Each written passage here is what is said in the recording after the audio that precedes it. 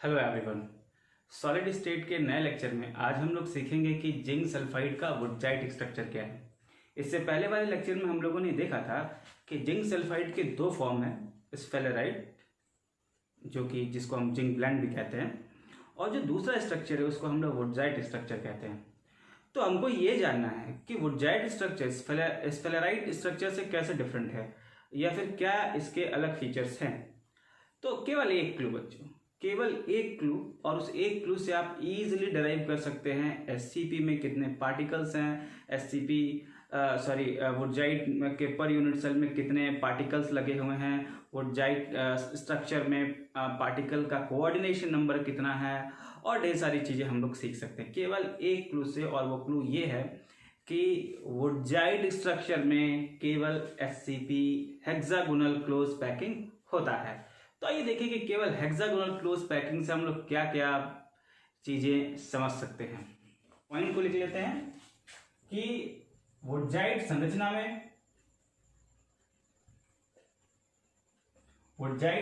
में एससीपी संकुलन होता है।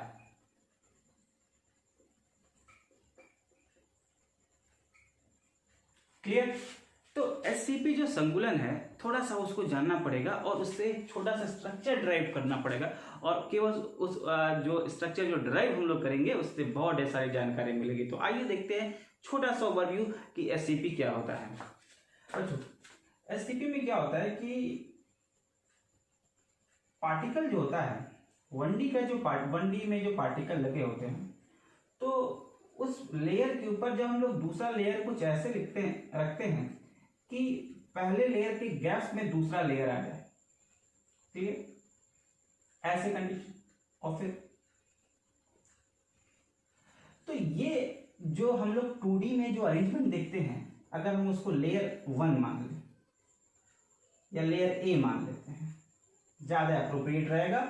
तो लेयर 1 की विशेषता क्या है? लेयर 1 की विशेषता है बच्चों कि पार्टिकल जो है वो 6 और पार्टिकल के कांटेक्ट में है, तो हम कोऑर्डिनेशन नंबर 6 कहेंगे, और इसको इसीलिए hexagonal close packing in 2D कहा जाता है। कि 2D में ये हेक्सागोनल इसलिए है क्योंकि पार्टिकल के साथ जब वो कांटेक्ट पार्टिकल को एक साथ जोड़ते हैं तो हेक्सागन बनता है। तो इसको हम लोग छोटा सा स्ट्रक्चर इसका यहां बना लेते हैं। ध्यान दीजिए, नीचे के 2 पार्टिकल्स, ऊपर के 3 पार्टिकल्स,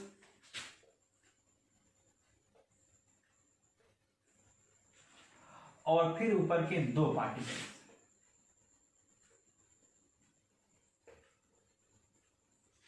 थोड़ा सा इसको ध्यान दीजिए और इनको बस मिला लेना है।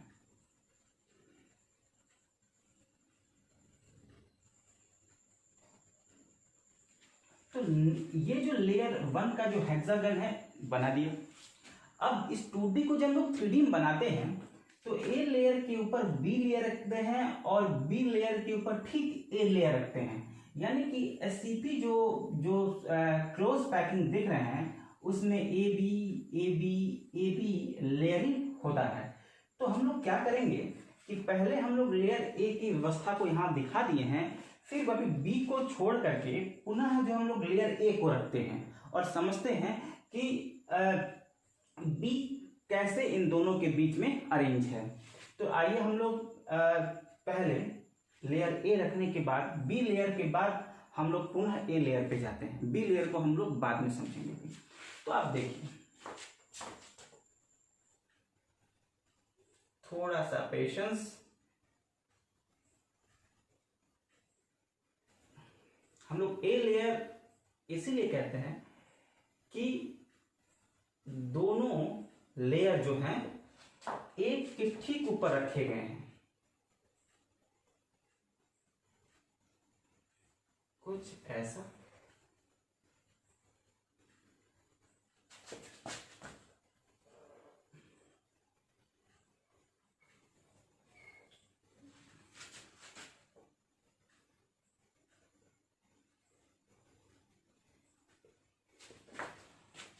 और अब इसको हम लोग बना लेते हैं कुछ ऐसे। क्लियर? और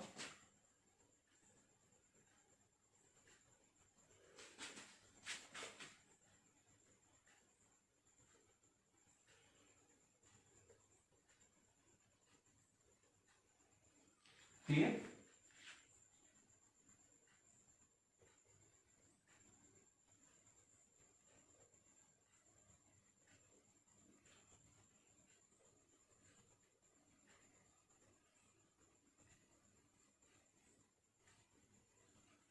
अब ये लेयर ए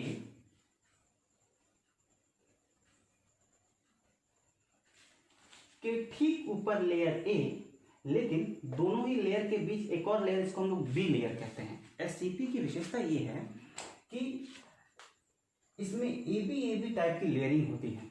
तो हम लोगों ने पहले लेयर और तीसरे लेयर को तो देख लिया, अब हम लोग बी लेयर, दूसरे लेयर जो एकदम सैंडविच के पुडिंग जैसा रखा गया है, उसको देखते हैं।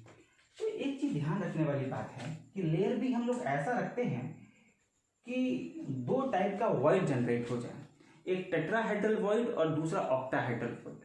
टेट्राहेड्रल वॉइड तब जनरेट होता है बच्चों जब हम लोग ट्राइगोनल वॉइड के ठीक ऊपर बी लेयर का पार्टिकल रखते हैं, और ऑक्टाहेड्रल वॉइड तब जनरेट होता है जब ट्राइगोनल वॉइड को हम लोग अनटच कर देते हैं लेयर बी में, यानी कि टच ही नहीं करते हैं बिल्कुल।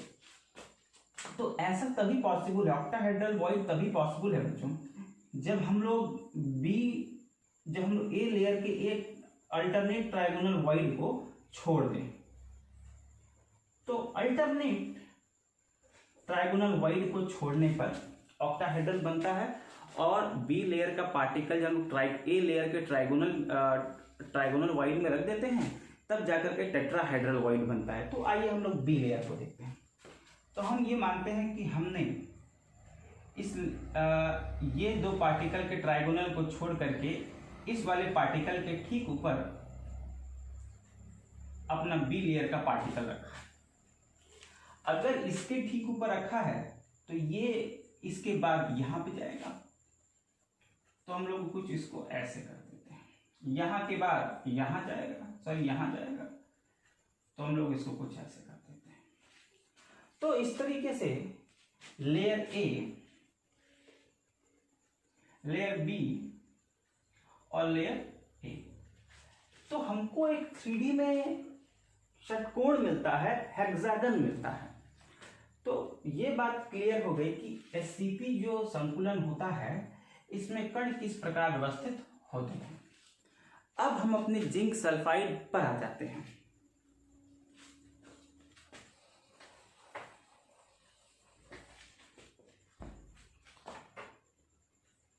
जिंक सल्फाइड में radius of sulphide ion is greater than radius of zinc ion. अब ये एक पॉइंट हो गया। आपने जैसे ही देखा कि सल्फाइड आयन का रेडियस बड़ा है, तो तुरंत आपके दिमाग में एक बात कर गया होगा कि जहां जहां ये पार्टिकल ए और बी लेयर के हैं ना, वहां पर और कोई नहीं, वहां पर सल्फाइड आयन उपस्थित है। ठीक है, तो हेक्सागन के जितने भी पार्टिकल्स आपको दिख रहे हैं, वो सारे के सारे पार्टिकल्स कौन है? Sulphide ion. तो जरा देख लेते हैं कि इस हेक्सागन में सल्फाइड आयन है कितना, एक्चुअल कंट्रीब्यूशन सल्फाइड आयन का कितना है। तो आइए एक बार पहले इसको देख लेते हैं। अब देखिए कि यहां पर 12 कोने हैं, 1 2 3 4 5 6 7 8 9 10 11 और 12, और हेक्सागन का हर एक पार्टिकल जो कि कॉर्नर पर होता है 1/6 का कंट्रीब्यूशन करता है। अगर ऐसा होता है तो जो कोने पर जो पार्टिकल्स लगे हुए हैं, उनका एक्चुअल कंट्रीब्यूशन हो जाता है 2। क्लियर? तो इस कोने के अलावा 3 सल्फाइड के जो पार्टिकल है सल्फाइड आयन के, वो ठीक बॉडी के अंदर है, और जब बॉडी के अंदर कोई भी पार्टिकल होता है तो वह यूनिट का कंट्रीब्यूशन करता है बच्चों। तो हम 3 पार्टिकल समझें कि वो यूनिट का कंट्रीब्यूशन कर रहे हैं, तो टोटल कंट्रीब्यूशन हो गया 3। अब 2 और पार्टिकल बचे, ये मिडिल वाला पार्टिकल और ये मिडिल वाला पार्टिकल। ये जो दो पार्टिकल हैं जो फेस पर लगे हुए हैं वो 1/2 का कंट्रीब्यूशन कर रहा है। तो कुल मिला करके 6, 6 12, 3 15 और 2 17 पार्टिकल का जो एक्चुअल कंट्रीब्यूशन है वो कितना है? 6। क्लियर कट बात हो गई। तो अभी तक हम लोगों ने जाना कि वुडजाइट स्ट्रक्चर में HCP क्लोज पैकिंग होता है, हेक्सागोनल क्लोज पैकिंग होता है। और हेक्सागोनल क्लोज पैकिंग में पार्टिकल का अरेंजमेंट कैसे होता है यह हम लोगों ने जान लिया। दूसरे पॉइंट में हम लोगों ने जाना कि जिंक आयन से कहीं ज़्यादा बड़ा रेडियस है सल्फाइड आयन का। तो सल्फाइड आयन जो है वह हर उस जगह पे रहेगा जहां पर पार्टिकल जो है उपस्थित है। क्लियर बात, ये भी बात हो गई। और इस हेक्सागन में सल्फाइड आयन के पार्टिकल्स कितने हैं? 6। ऐसा लिख देते हैं, सल्फाइड आयन की संख्या बराबर 6। अब हम जिंक आयन की बात करने जा रहे हैं। जिंक आयन, ठीक बच्चों, आप लोगों ने जब HCP के लेयरिंग को जब आप देख रहे थे तो वहां पे 2 टाइप की वॉइड जनरेट हो रही थी। एक वॉइड है ऑक्टाहेड्रल और एक वॉइड है टेट्राहेड्रल। ये तो बात पक्की है कि जिंक जाएगा वॉइड में, लेकिन कौन से वॉइड में जाएगा ये तय करता है रेडियस रेशियो। तो ये जो तीसरा इंपॉर्टेंट पॉइंट है, the radius ratio for zinc sulphide, ये बताता है 0.39। क्लियर। और जो ये 0.39 जो देख रहे हैं हम लोग, उससे पता चल रहा है कि यह 0.225 और 0.414 के रेंज में है।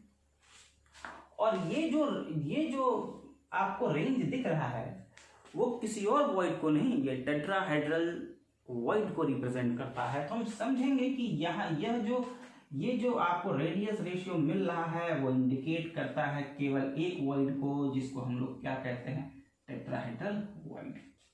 तब एक चीज श्योर हो गया कि हमारा जिंक 2+ ऑक्टाहेड्रल वॉइड में नहीं जाने वाला, वो जाने कहाँ वाला है? टेट्राहेड्रल वॉइड में।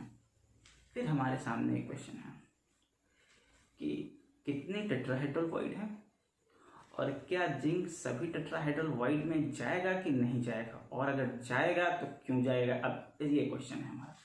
प्लीज एक बार सभी चीज जो बोर्ड पे लिखा हुआ है प्लीज आप उसको नोट कर लें। क्लियर। तो अब हम लोग स्टार्ट करने जा रहे हैं। अब हम लोग का क्वेश्चन ये है कि भाई जिंक 2+ आयन टेट्राहेड्रल वॉइड में जाएगा, तो लेकिन टेट्राहेड्रल वॉइड कितने हैं इस हेक्सागन में, और क्या सभी टेट्राहेड्रल वॉइड में जाएगा कि नहीं, आइए देखते हैं।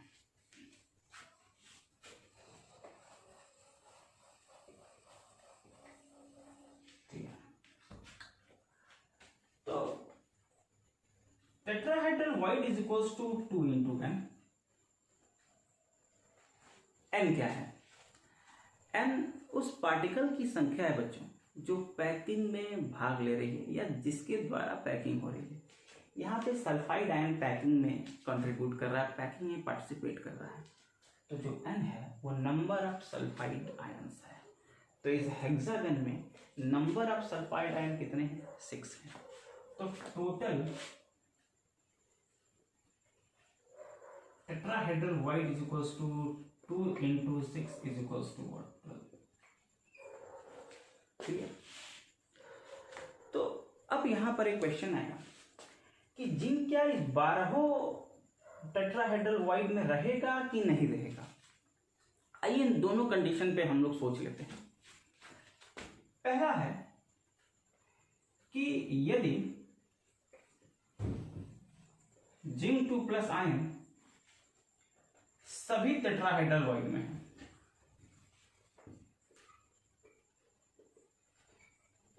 ठीक है, तो number of zinc particle, number of zinc ion कितने होंगे? इज इक्वल्स टू कितने? 12।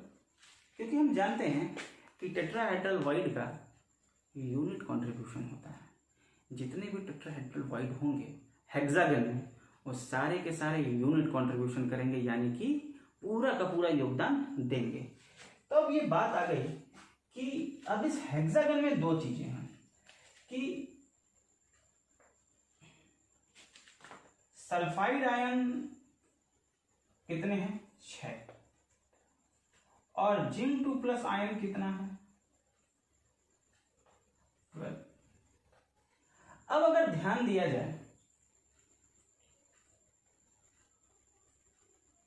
कुछ ऐसे मिलता, यानी कि सल्फाइड आयन के पार्टिकल है 1 और जिंक 2+ का पार्टिकल कितना है, 2। ऐसा अगर हम करें तो कुछ ऐसी पॉसिबिलिटी बनती है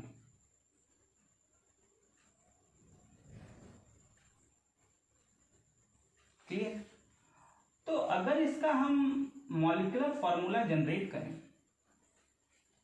तो Zn2s होता है।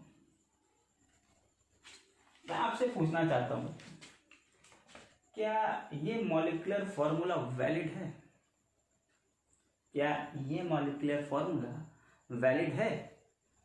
आपका आंसर होगा नहीं। जिंक सल्फाइड का जो मॉलिक्यूलर फॉर्मूला होता है वो Zns होता है, न कि Zn2s। इसका मतलब है कि जो जिंक 2+ अगर सभी टेट्राहेड्रल में रहेगा तो मॉलिक्यूलर फॉर्मूला जो है वो डिस्टर्ब हो जाएगा, स्टोइकियोमेट्री मेंटेन नहीं रहेगी। और जिंक सल्फाइड बच्चों 1:1 का कंपाउंड है, यानी कि एक ही कैटायन होगा और एक ही एनायन होगा। तो देखते हैं कि अगर जिंक 2+ आयन सभी टेट्राहेड्रल वॉइड में होगा तब तो मॉलिक्यूलर फॉर्मूला ही डिस्टर्ब हो जाएगा। तो जिंक 2+ कितने टेट्राहेड्रल वॉइड में है, तो दूसरी कंडीशन बनती है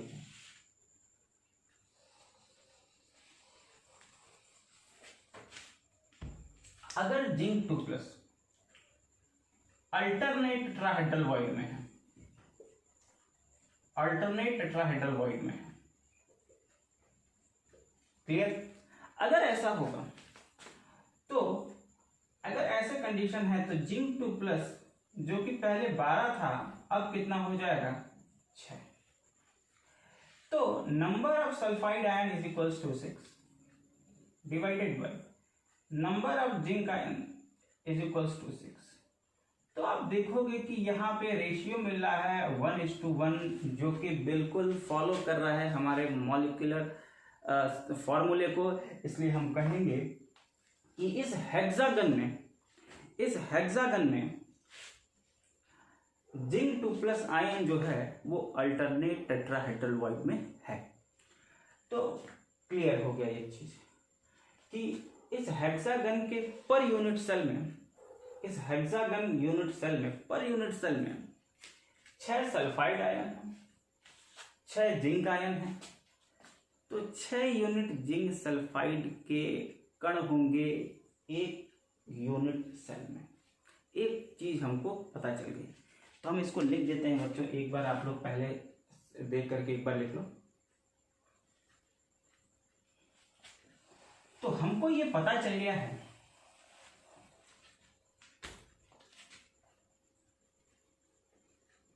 प्रति इकाई सेल में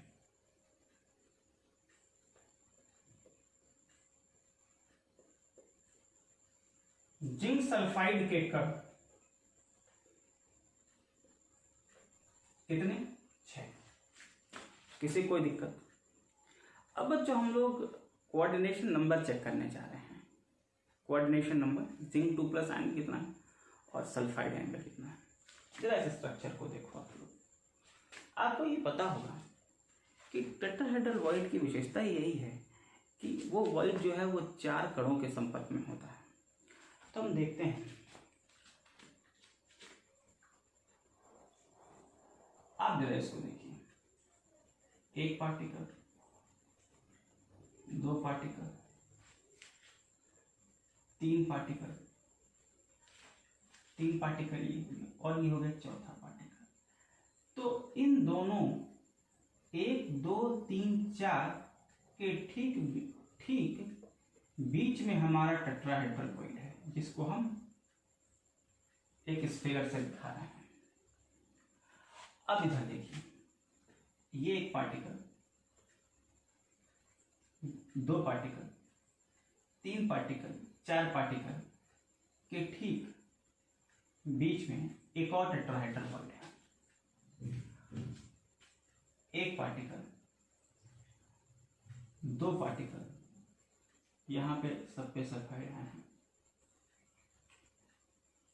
एक पार्टिकल, दो पार्टिकल, तीन पार्टिकल, चार पार्टिकल, तो यहां पर आपका टेट्राहेड्रल बॉन्ड बनेगा।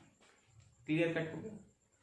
तो अगर मैं आपको दिखाऊं कि ये जो टेट्राहेड्रल वॉइड है वह कुल मिलाकर के 4 सल्फाइड आयन के संपर्क में है। कैसे है ये आप 1, 2 और 3 देख ही पा रहे हैं। अगर मैं इसको मिला देता हूं यहां से, तो आप देखिए कि इस टेट्राहेड्रल वॉइड को घेरने का काम ये 4 सल्फाइड आयन के पार्टिकल कर रहे हैं।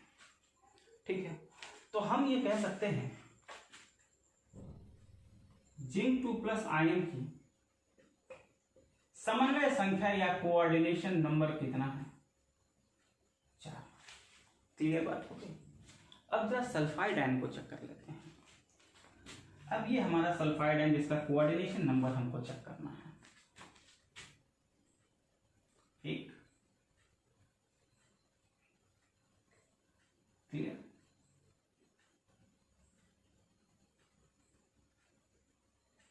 ये हो गया। 2, 3 हो गया। अब अगर आप इसको ध्यान से देखो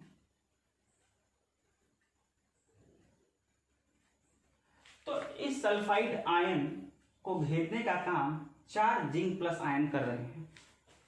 उसी तरह अगर हम इसकी बात करें, एक जिंक 2+ आयन, दूसरा जिंक 2+ आयन, तीसरा जिंक 2+ आयन, ठीक है, और ये चौथा जिंक 2+ आयन। यानी कि अगर हम इसको इन तीनों को मिलाते हैं और यहां से मिलाते हैं तो इन 3 और 1 4 के बीच में ये हमारा सल्फाइड आयन फंस गया।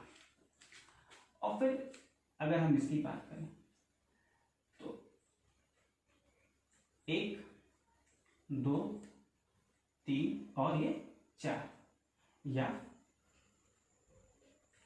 कुछ ऐसे समझ सकते हैं 1, 2, 3 और ये 4, ऐसे करके भी हम लोग इसको समझ सकते हैं। तो आप देख पा रहे हो किसी भी कंडीशन में जिंक 2+ आयन का भी कोऑर्डिनेशन नंबर 4 है और सल्फाइड आयन का भी कोऑर्डिनेशन नंबर कितना है? 4 है। एक बार फिर से देख लो बच्चों कि अगर सल्फाइड आयन का कोऑर्डिनेशन नंबर की बात करें तो सल्फाइड आयन 1, 2, 3 और ये 4, देख पा रहे हो इन 4 कणों के संपर्क में है, तो इसकी समन्वय संख्या कितनी हो गई? 4 हो गई। उसी तरह अगर हम लोग बात करें इस जिंक आयन की, इसकी समन्वय संख्या कितनी है, ये कितने कणों के संपर्क में है? तो 1, 2, 3 ट्राइगोनल वाइड, और ये ट्राइगोनल वाइड के ठीक ऊपर रखा हुआ है। क्लियर। तो ये क्या बना लिया है? टेट्राहेड्रल वाइड बना लिया, जिसके बीच में हमारा जिंक 2+ आयन है। तो जिंक 2+ आयन की भी समन्वय संख्या कितनी हो गई? 4 हो गई।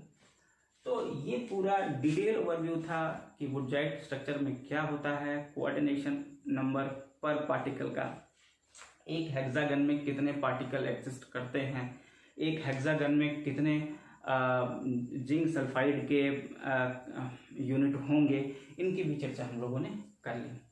तो मुझे लगता है कि आपको ये वीडियो पसंद आया होगा, और अगर कोई भी दिक्कत हो प्लीज़ तो आप कमेंट बॉक्स में जा कर के प्लीज़ अपना कमेंट दीजिएगा। Thank you.